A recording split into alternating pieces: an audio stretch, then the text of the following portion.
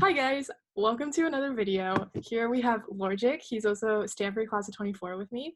We're super excited. We did like a Q&A on our Instagram and so many questions came in. So we're just gonna do a part 1 and a part 2. So we're gonna start with part 1. If you wanna watch part 2, make sure you head over to Lorgic's channel for more great questions and answers.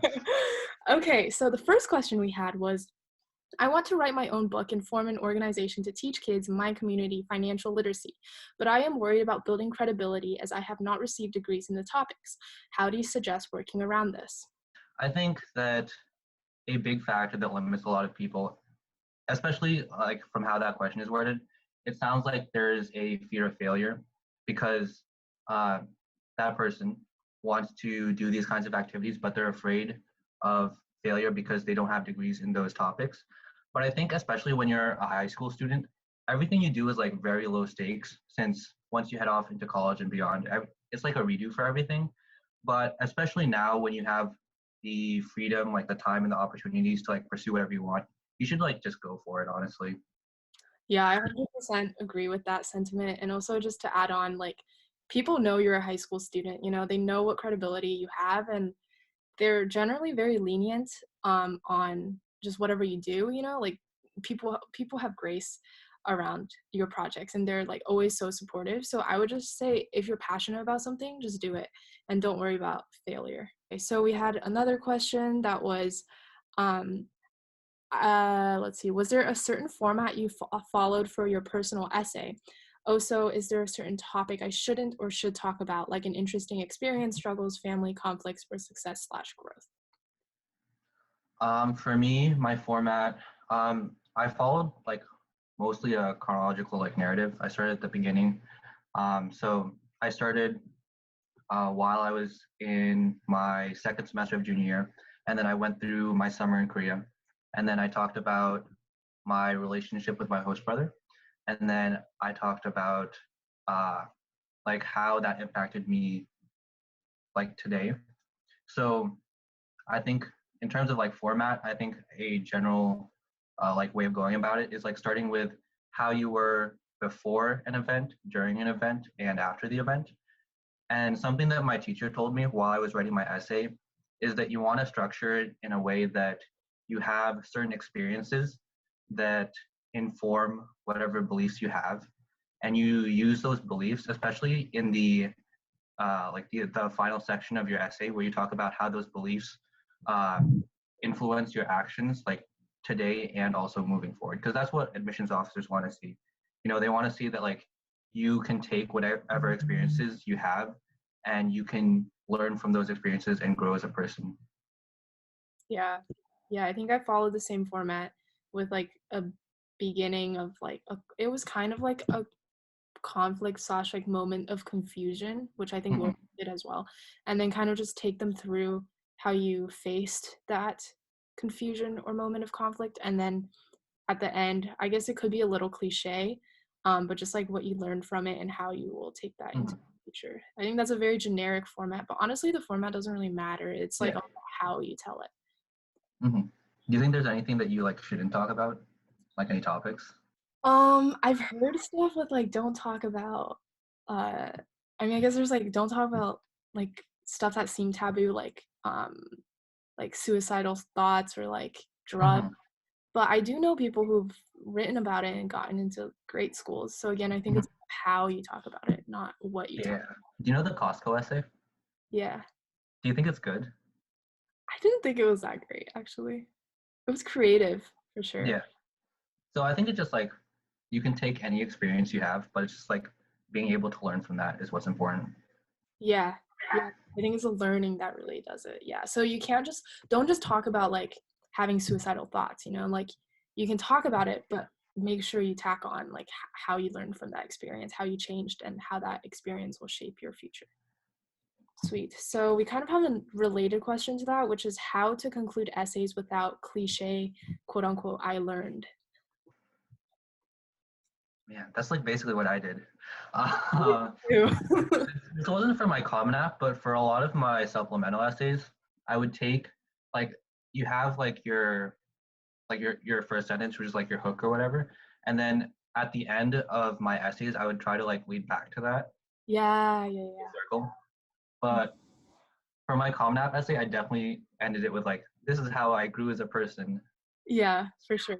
I really like that full circle technique. I think it just wraps your writing together in a nice Yeah. package. Um, so like for me, I started with my stuffed animal dolphin who I got at Disneyland, and then at the end I referred to like this Disney like optimism. And Mhm. it was definitely like I learned, but I guess I didn't like quote unquote say I learned this. Oh, I definitely said that like my host brother taught me to be a better person. I basically said that. But like it worked out, so it's like fine. Yeah. Yeah, I just don't think it really matters how you write it. Like, no, that's a bad way to phrase it. Like, how would you say it? It's like it doesn't matter the like exact words you use. It just matters like the Just vibe. like being able to show your personality.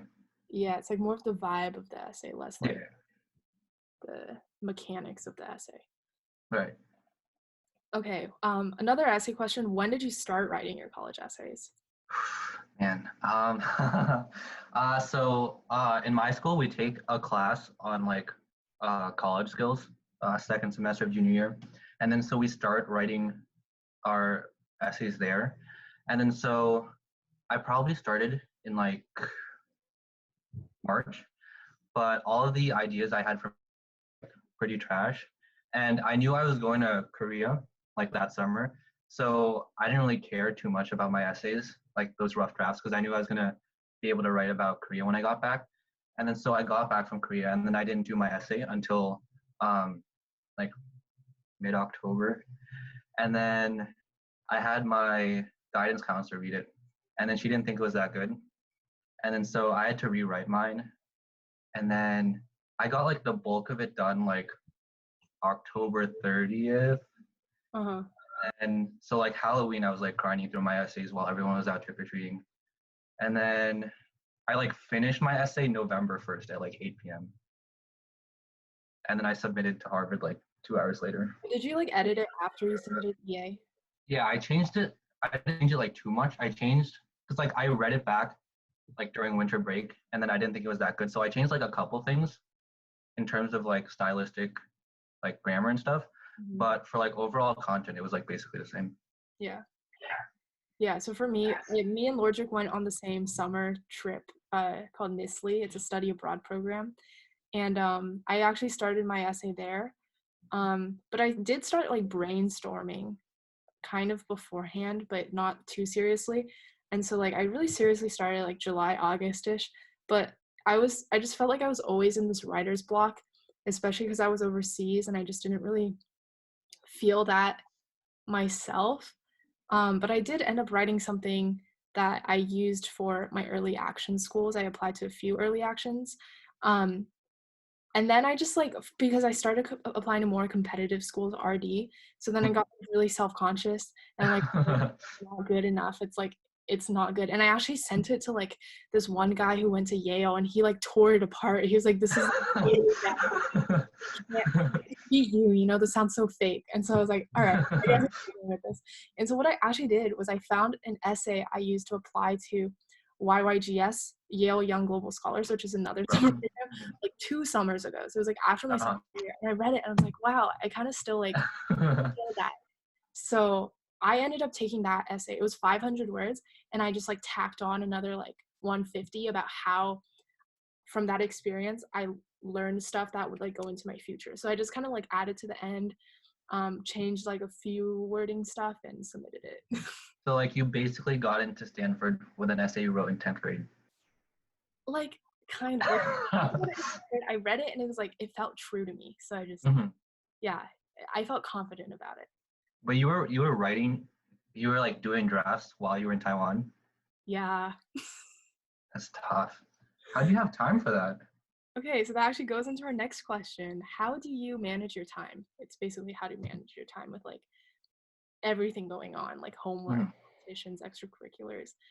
Um, I guess I'll start because you kind of asked me that question. So Okay. on, we had classes at like a university. We had like trips with our cohort, and then we had to like spend time with our host family. So I did like actively keep a planner in Taiwan. That was very helpful. So I would literally like plan out everything I have to do and try to accomplish. And I think what really helps is when you have people who are motivating or you're doing things that are like inspiring and you're like Mhm. intrinsically excited about it. So like it didn't even feel like work, you know, I was just excited to do everything. I was excited to go to class. I was excited to hang out with my friends. I was excited to write my essays, honestly. Mhm. And I was also like kind of like editing my book that I ended up publishing in the fall. And I think finding a space that works for you is really important. So right by my host family's house, there was this really nice coffee shop that I ended up going to like every single like morning before school. So I kind of like got my sleep schedule so that the first thing I did in the morning would be my highest priority. So I would just like kind of wake up early, go to the coffee shop for like an hour and then go to school. Um yeah, so it was nice being able to separate home life with my host family and like work life with the coffee shop. And are you gonna make me feel bad with my answer? To be honest, when it comes to like scheduling my time and like knowing what to do, I'm like pretty bad at that. Like we were talking about this like the other day, but when I was in Korea, like my sleep schedule was like terrible because I was like vlogging every day. And Mhm. then so most nights I probably slept like 3 to 7 like AM. And then so like the first thing I would do in the morning is like run to the bus stop because I was gonna be late. I like fell asleep on the bus like standing up a couple times, which was kind of rough. But yeah, it got like super bad. But coming back to the US, it like didn't get any better. Like honestly, it probably got worse. Um, during like right before winter break, like some nights I would sleep like maybe like 2 or 3 hours. Like the worst it ever got was the night before I had a competition. I had to wake up at 6:30, and then I went to bed at 5:45. So like I don't think I'm really the best example of like time management, but yeah, there's Okay. like no moral to that When story. you want sleep, you can follow my example. If you don't want sleep, you can follow Logic's example. I'm just saying that like I could have chosen to sleep, but like I didn't, and like this is the result. And like, was it worth it? I think it was worth it. Don't follow my example. The sum of time management, always like separate work and not work, like physically, like separate those spaces, and then keep a planner. That's so important. And then do stuff that you actually like doing, so that you actually do it and you don't like put stuff off. You know, because I think Mhm. we like dread like a class. Then we're like, oh no, I don't want to do this assignment, and you like think about that for so long that like you're wasting your time thinking about doing something when you're not doing something. We can go to the next part. Let's see, what do we want to do? If I have a good SAT score, but my GPA is just average, would I still be able to get any scholarships? I think it depends on what scholarships you're applying for, because like there are different kinds of scholarships. You have need-based scholarships, and then you have merit scholarships. Mhm. I think when it comes to scholarships, the easiest ones to get are like local ones, like in your city or like in your county or whatever. Mhm. Because all the ones that I applied for that are like national or whatever, I got like I didn't get them. Like I got kicked out like the first round of their screening. But like for all the local ones, yeah, I didn't get any of those either. Okay. Yeah, I mean, I agree with the idea of applying to local ones. Um, those are definitely easier to get. I ended up getting a few local ones, but they're not as much as the national ones. So it's like kind of like pick your basket. A lot of them has like a GPA cutoff. And then I think you're fine if you just like meet the cutoff. A lot of them I've seen that don't require GPAs. Like a lot of them, they ask for your SAT scores, but they don't ask for your GPA. Yeah, it just depends on the scholarship, honestly. Yeah. So definitely look into the scholarships that value like extracurriculars and like service or like your essays more. So Right, right. yeah, the national ones are definitely difficult. And like I feel like all the people who get the national ones end up going to like top schools. It's been a good couple of questions. We have a lot more, so we're gonna do a part 2 that will be on Logic's channel. So go click that link in the description, and I'll see you in the next video. Subscribe, like, and comment any other questions you have or just what you think of Logic's stupid personality. Um, With all these YouTube hate comments, I feel nothing.